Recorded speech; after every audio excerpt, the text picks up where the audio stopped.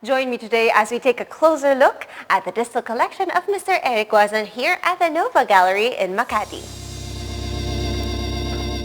Visual artist Eric Guazon uses an ensemble of oil and acrylic base and mixed media works for Distill, his 6th solo exhibition. So Distill, ibig sabihin, isa tong pag-process ng mga imagery na nakikita natin. From internet to magazine, a newspaper. Guazon's works often represent actual people, objects, and events culled from his own experiences. Guazon borrows from the genre of still life, but instead of objects as representations, he uses aspects of images coming from various sources, like in magazines and in the internet.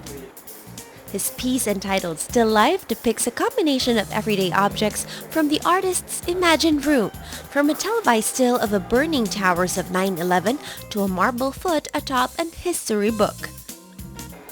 Meanwhile, Guazon's XXX war triptych shows divergent forces of death and life.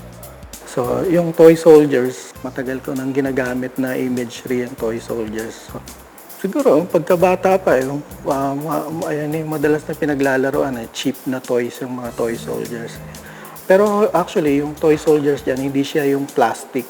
Ano yan, yung embossed effect niyan is made of a mixture ng sawdust tsaka glue. So medyo tedious yung process niya, no? Layer after layer yung application ng sawdust.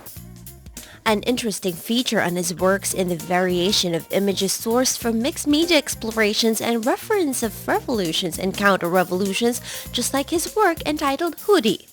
Moving on here, we have Kate Middleton and Prince William, but it's quite scary because there's this demon here and the skull version of Prince William. Oh, yan yung popular na engagement photo nila eh. Inire-relate ko yan not necessarily sa kanila kundi do sa iba pang mga relationship, no, na pwedeng hindi lahat natatapos sa pwedeng hindi natatapos lahat sa happy ending. Another work entitled Contrived Gestures uses the figures of soldiers to embellish a grid mapping the coordinates of war. Here, the figure is positioned as both a creator and a destroyer of contested territories.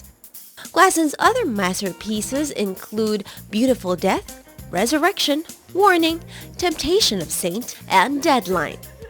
To the young ones who would also like to engage in the same field, Guazon has this piece of advice.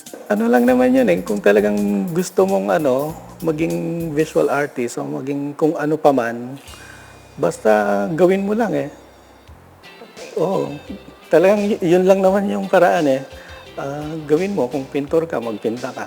Kung sculptor ka, gumawa ka ng malilit na sculptures, doon naman nagsisimula yun eh. Truly, there is beauty in contrast. This is Fernandez for Solar News.